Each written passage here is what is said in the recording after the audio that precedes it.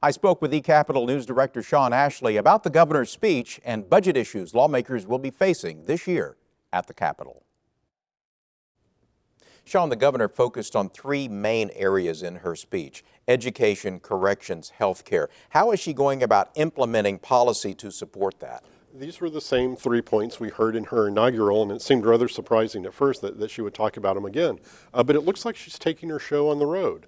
On Friday, she took the governor as well as a number of her top officials, including Terry White at the Department of Mental Health and Substance Abuse Services and Terry Klein at the Department of Health, were at the governor's Workforce Development Council meeting to talk about those three main points and what they will begin doing to look at implementing some of the ideas that the governor has addressed in her inaugural and now in her State of the State speech. A major element of the speech and the executive budget was a 6.25% cut in appropriation to 55 state agencies. That's exactly right. That's a majority of the agencies in the state system.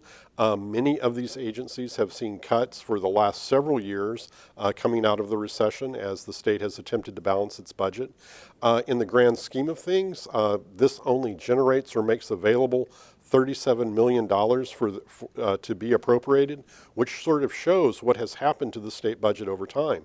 As the governor talked about, there's less money for the legislature to appropriate, and even when you implement a 6.25% cut for 55 agencies, which granted does not include the largest agencies, it still amounts to a relatively small amount of money when you're talking about a $7 billion budget. 10 agencies were held flat, 5 got an increase, and all agencies are going before legislative panels to discuss the budget. That's right. Overall, agencies requested more than $1 billion of additional funding, despite the situation involving the revenue and the budget, a $300 million shortfall.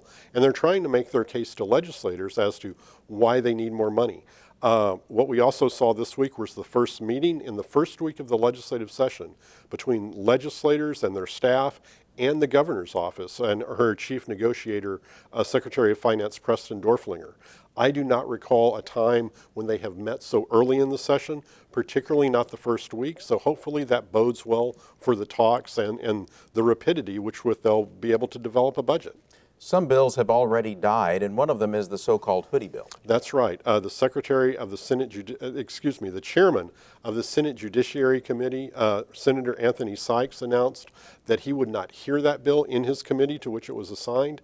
That means unless the author of the bill, Senator Don Barrington, can get it moved or find another way to move that language, the bill is likely dead for this session, although, as we've talked about before, rarely is anything ever dead. The language could be resurrected in another piece of legislation or next year when it comes back to life. We'll just have to wait and see. It's all just beginning. That's exactly right. eCapitol News Director Shawn Ashley, thank you. You're very welcome.